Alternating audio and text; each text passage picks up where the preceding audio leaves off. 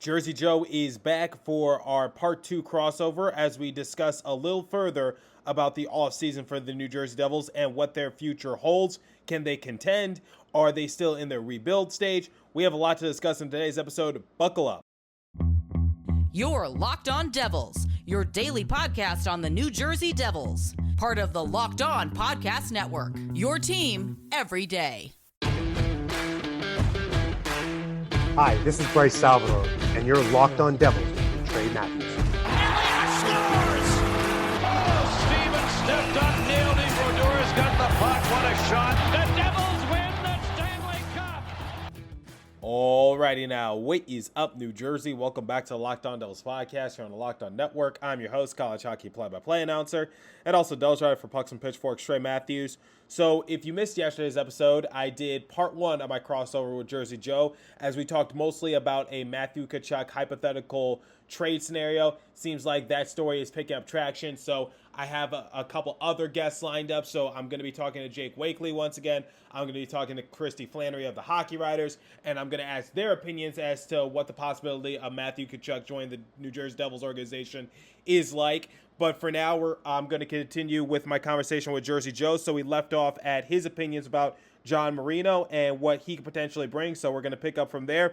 Take it away for part 2 of this crossover. So you were talking about John Marino and how you like how he just asserts himself on the defensive side of things. Do you think he could develop an offensive game? Because that's basically what I was hearing why the Pittsburgh Penguins were so willing to give up on him, just because these last couple years, he hasn't really added much to his offensive game. Well, here's another thing. I mean, when you start, getting to that rhythm of creating offense from a defenseman standpoint, you just want to get the shot off from the blue line and just try to put it on mid danger to high danger. Well, earlier I was referencing Andrew Burnett's success as the head coach in Florida. And the reason for that is that you always had someone on Florida's back end being able to take shots taken off. And you don't want to just be your forwards who are going to be not just your troops, on the attack, but you also need the guys that are going to be your artillery guys. And you need to have a guy like John Marino to begin shooting more on net. And if he can keep shooting more on net, then he's going to develop more confidence offensively. You're going to allow guys, like I said on the Twitter space, be like, hey, Pilat, are you ready down low? I'm going to bomb it right now. I'm going to freaking wrist it and get ready, because that juicy rebound is going back in there. And I want you to play the song Howl for us 24/7 at the Devils games. So, and if we're playing at the Madison Square Garden to dump on, Broadway, it's time to burn the house down and let it rip and just put the Ranger fans to silence 24/7, because you don't all want to hear the whoa, whoa. Put the Rangers fans to silent. I like the sound of that. Now, you mentioned Andre Pilat. So Andre Pilat was plan B, apparently. And, like the Brat Pack said in our Twitter space, he was like, you should be lucky when you get your plan B, because, not a lot of people get their plan B. And, I get that a lot of people don't like plan B. No pun intended, little pun intended. But hopefully that doesn't get me in trouble. No. Basically what I would say is like, he was second option. But I think second option is better than option X, Y, and Z, if you know what I mean. So what do you think of Andre Pilat? What do you think he's going to provide? Well, first off, before we started recording, one of the things that stands out to me is that not only is he in the 77th percentile on the overall analytics, however, his goals above replacement is just under 9. So he does underperform a little bit against the expected goals allowed average of above replacement, which is like a little over 9. However, he comes up clutch. He's not to be a power play offensive guy, but he does take the positive penalties that gets you on the power play. And he's the type of guy, he may not be a big guy, but he's going to be the kind of dude on the wing who can be I'm going to get in front of, Igor Shesterkin and create a living nightmare for Neil Pionk or even, what's his name, Rasmus Ristolainen on Philadelphia, and make it a lot harder for Carter Hart to make a read. And the Devils have guys like Miles Wood, Nathan Bastian per se, and Fabian Zetterlund, who are bigger bodies, physical guys that love being into the net front presence. They can do a lot of damage in a small way, which can add up.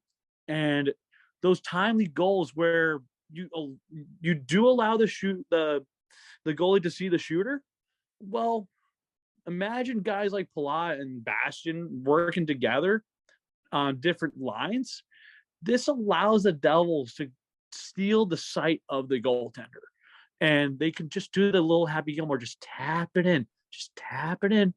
And as long as the guys on defense play defense and allow Vanacek and Blackwood or Dawes to play their game, then it's lights out for the most part. So that allows them to breathe a little bit in an 82-game season. Yeah, I mean, I think what Andre Pilat is mainly here to do is just bring leadership and just rally the troops together, because he's capable of doing so, if you know what I mean.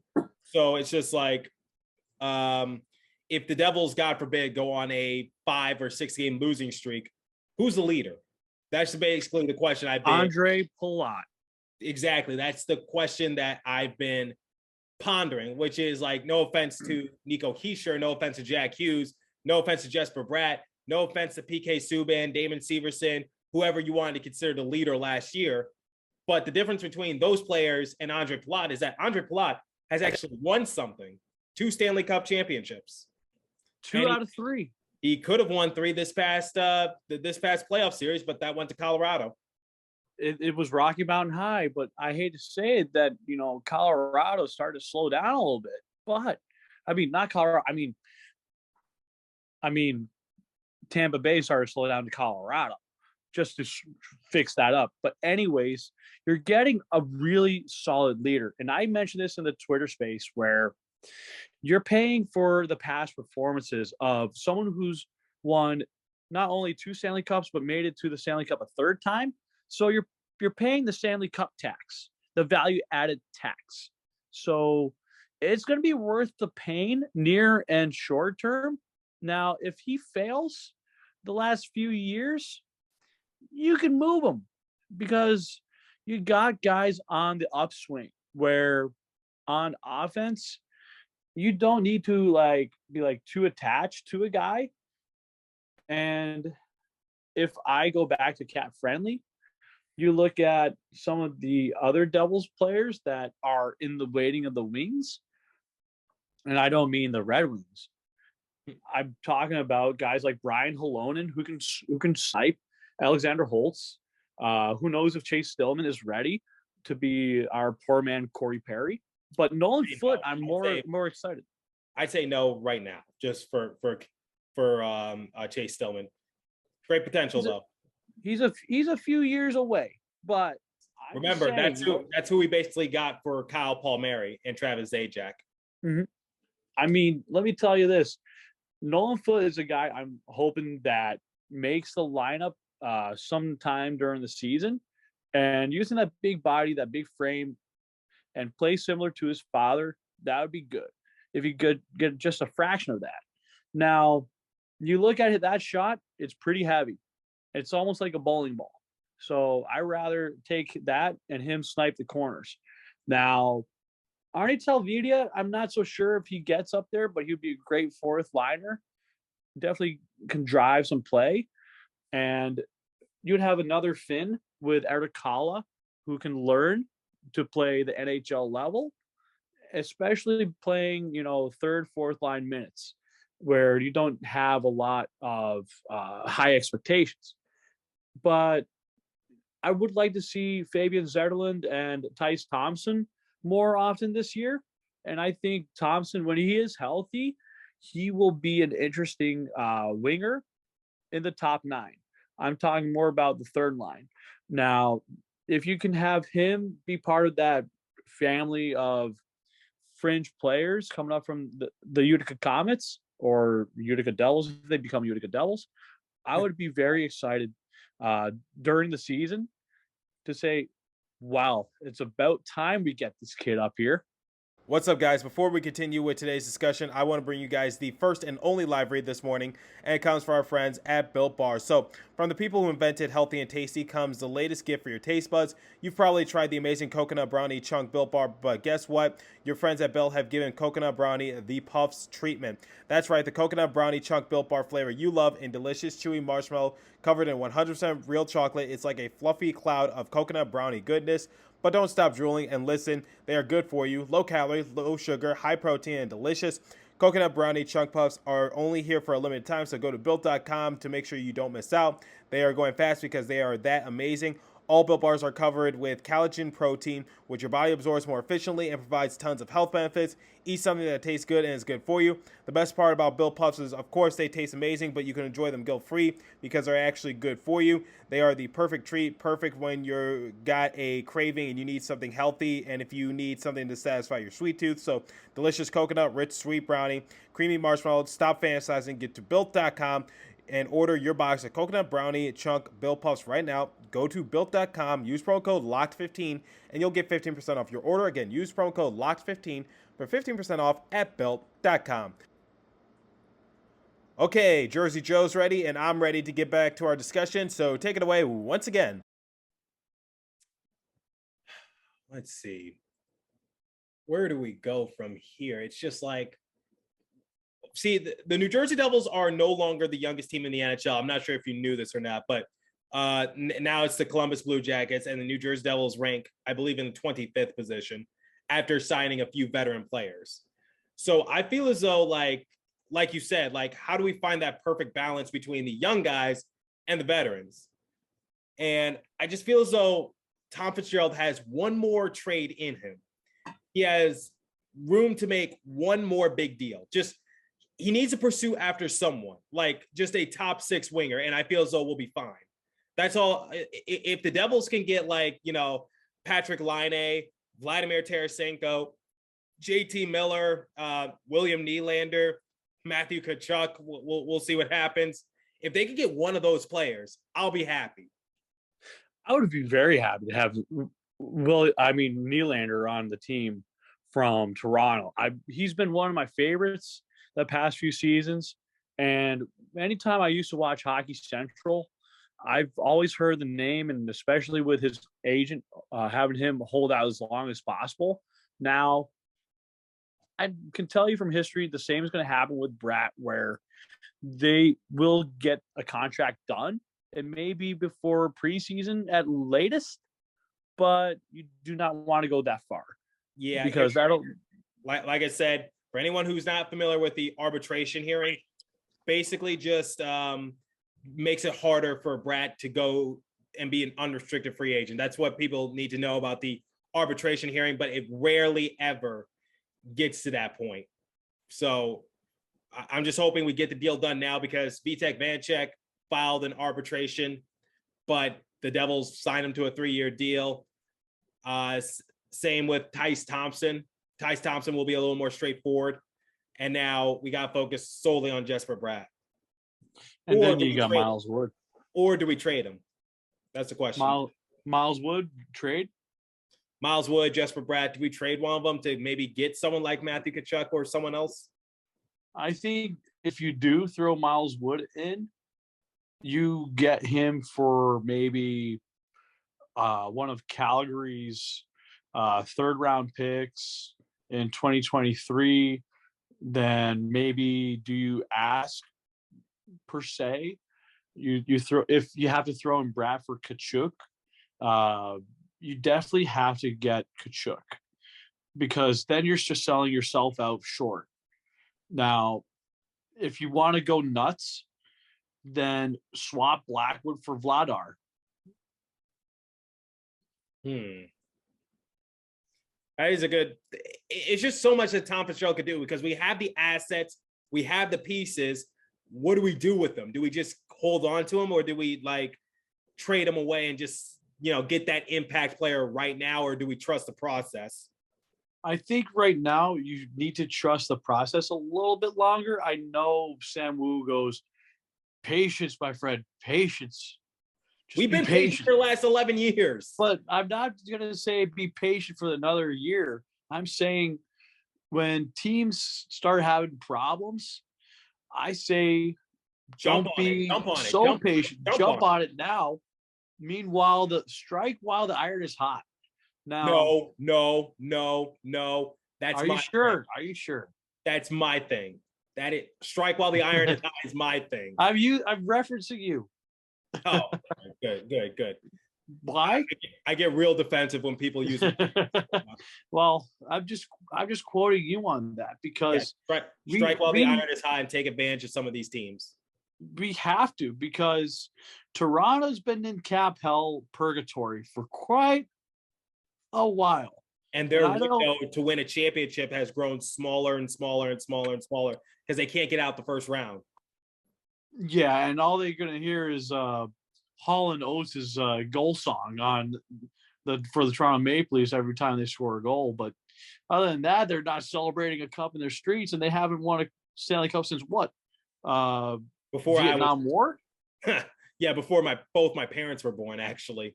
I'm not kidding. Without telling anyone my parents' age, the last time the Toronto Maple Leafs won a Stanley Cup was before both of them were born. Well, at least they knew what Tim Hortons was. Maybe. Yes, actually. Tim Hortons big in Canada. Yep. Out of Toronto. But anyways, out of the hockey mecca of Toronto and Montreal, I think the Devils need to start pounding away at William Nylander. He's just that sniper you need to have. I know he's a little soft in some areas, but you got some big burly guys. Put him with Nico Hischier and you toughen him up. Exactly. You have to. And you got guys like Sharon Govich who know how to snipe. And you can definitely have, if you get Bratt back and you don't make the move for Tkachuk, then I can see William Nylander being swapped with Damon Severson and maybe another big contract like a Tomas Tatar. And then one of my colleagues from Locked On Leafs, he said in the hypothetical trade deal he pitched to me about a month ago before the draft, he said that one of the players he wanted was Damon Severson. And he even talked about what's it going to take to get Damon Severson prior to the trade deadline when we did our crossover.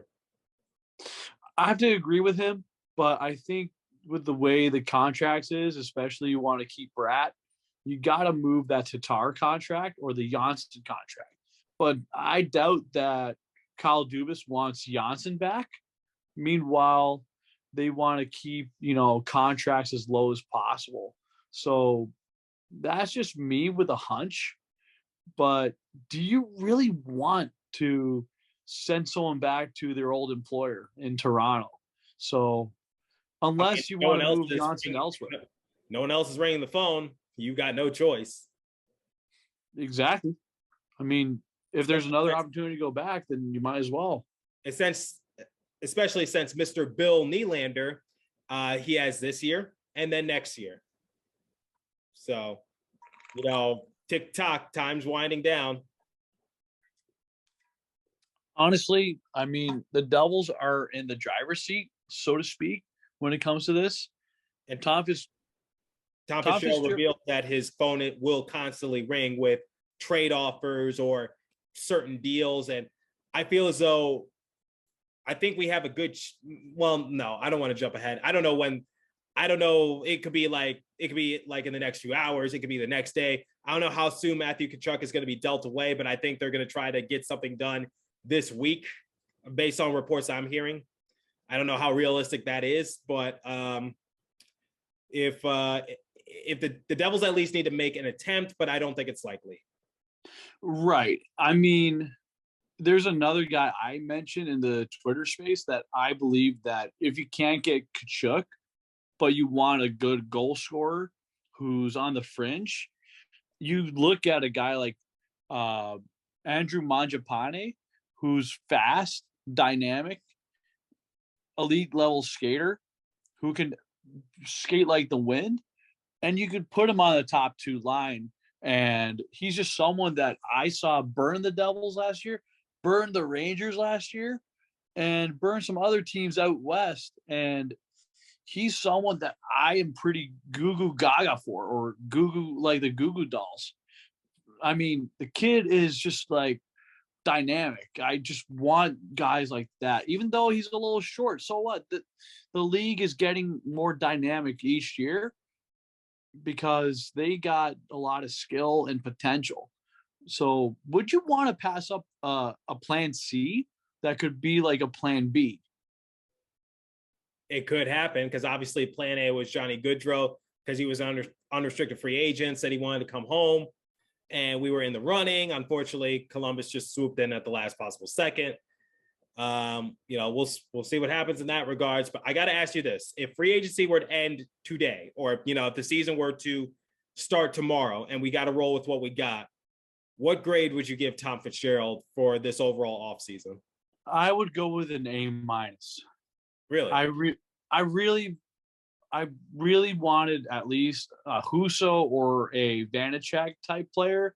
We got Vanacek, and we used one extra asset in the trades.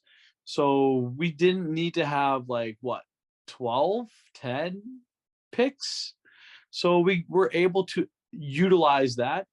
And for me, we were able to not sacrifice the second overall pick. Meanwhile, they did their due diligence trying to get Matthew Tkachuk. So really, the Devils are on the verge of something really good. And although I do think it's a little premature that they traded Ty Smith, I think you can't go wrong with a John Marino who's going to help shore up a need, which is the right-handed side.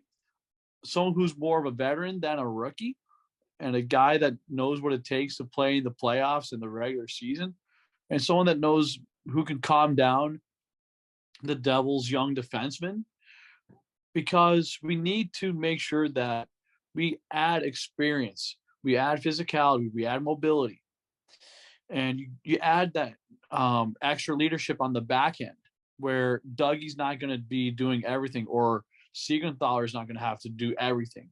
So you have a little bit of a cushion on depth. So, Jersey Joe, any final thoughts before we wrap up? Final thoughts are, will the Devils be a team that can have two really solid goaltenders? I say yes. And if Blackwood is indeed very healthy, I look for him to steal some games, and maybe the Devils will end up having a really solid tandem in net. And I would say this: if the Devils can get Nemetz through his first season in Utica, I think he will be eventually Brian Rafalski 2.0 type guy who can eat top 2 minutes, but play with more of a skating game. And then I will put it this way. You look at Riley Walsh. I look for him to be the guy that could crack the opening night lineup because he's been banging on that door for a while.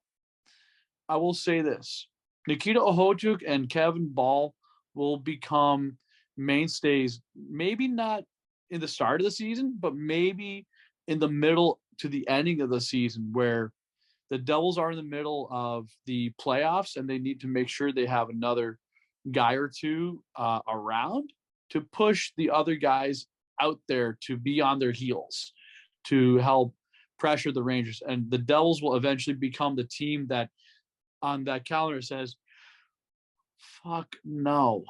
Why are we playing the Devils tonight? This stinks because we know we're going to lose. Because that's the team that they're becoming more veteran laden. I usually don't curse, but I'm feeling pretty good about this team. I am too, and hopefully we're able to be solid. My ceiling for them is just sneak into a wild card spot, especially with the Islanders, Penguins, Capitals being one of the more old teams in the entire league. The Columbus Blue Jackets being the youngest team in the league. Philadelphia Flyers being an absolute mess. And I'm just saying, like, the Metro right now, it's not there for the taking quite yet, but the Devils have a better shot than they did, I'd say, a couple of years ago. Let me ask you this.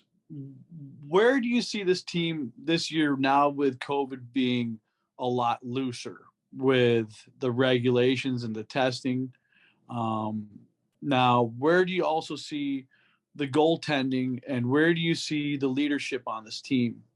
And where do you see us points-wise? Oof, that's a good question. Okay, the leadership starts with Andre Pilat, because he's obviously the reason why we brought him in here was to get more production amongst our forwards and add to our top six.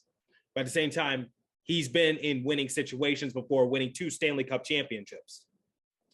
So it starts with Andre Pilat, starts with Nico Hischier being more vocal like he did this past season when he talked to the media and he dropped like an F-bomb or two and he didn't show up to practice the next day. I like that. You know, I like that kind of diva attitude from Nico Hischier. Hold your guys accountable. Jack Hughes, you know, hopefully he stays healthy. And you know, he's able to become the first Devils player in franchise history to eclipse 100 points, something that Patrick Elias and Taylor Hall have never done.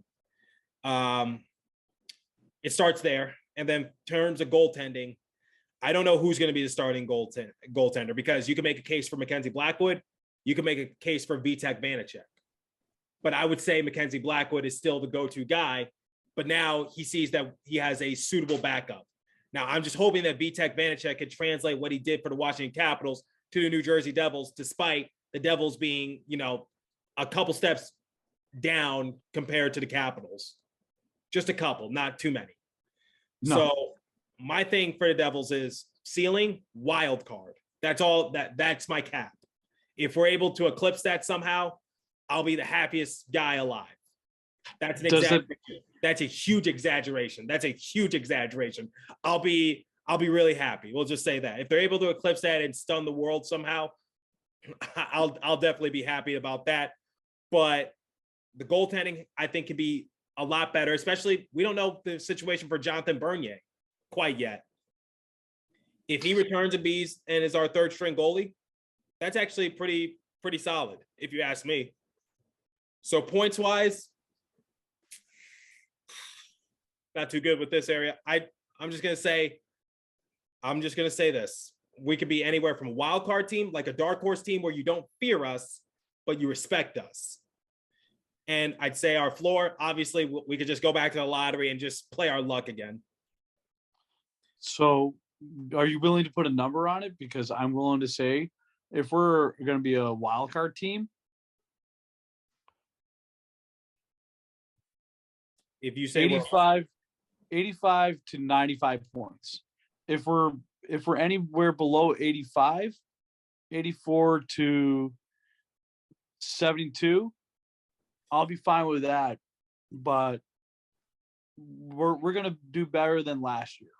That was beyond atrocious with the goaltending. I don't anticipate for it to get that bad, but hopefully Mackenzie Blackwood is healthy. Hopefully Vitek Vanacek is able to put up solid work. Hopefully Jonathan Bernier can return. If not, I'm okay with Nico Dawes being, you know, third fiddle, because, you know, we won't put that much pressure on him. He won't be playing in that many games in a row ever again for the time being, because he's not ready. So I'd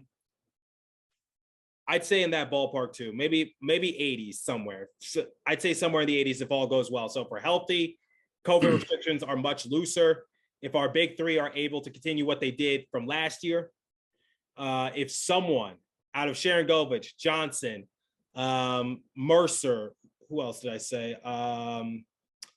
So I said Mercer, Johnson, Tatar, and if one of those, and Sharon Govich, if one of those guys are able to take a couple steps forward in their offensive production, I think we're heading in the right direction full steam ahead. I need one or two of those guys to put up good offensive production. Same with Andre Pilat. I'd say what I expect from Andre Pilat, anywhere from 50 to 60 points. Hopefully. So before we end this, I will say this.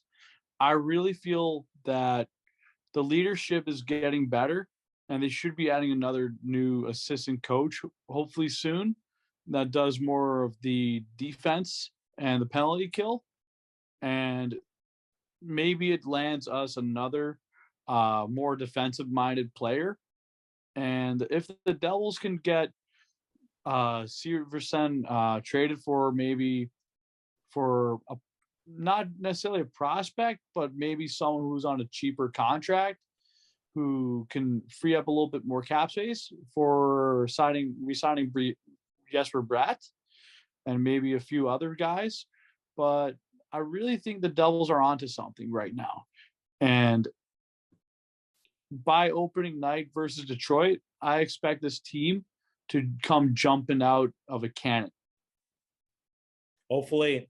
Schedule is looking, I don't know. We'll see. But Detroit, that could be an easy first win, but no win is an easy win for the Devils, as I like to say nowadays. But we'll see what happens. And I'm looking forward to it. Yeah, so anyways, it's going to be an interesting year. And I would like to say this, that it's going to be a more optimistic year. And with a mix of veterans and rookies, I'm excited to see what the future entails. Now, like I said before, remain cautious, remain humble, but this is our year to improve and show people that this team is not a doormat. I would have to agree with you wholeheartedly. So we'll see what happens. Jersey Joe, thanks for joining me as always, my man. His Twitter handle is down below if you're watching on YouTube. It's in the description if you're listening on your podcast streaming service. Jersey Joe, it's been a pleasure, my friend. Thank you, Trey. And what do we always say? Let's go Devils. Devils. There we go. Let's go Devils. Isn't that a podcast? Yeah. Well, it's a saying that just became a podcast. I like that.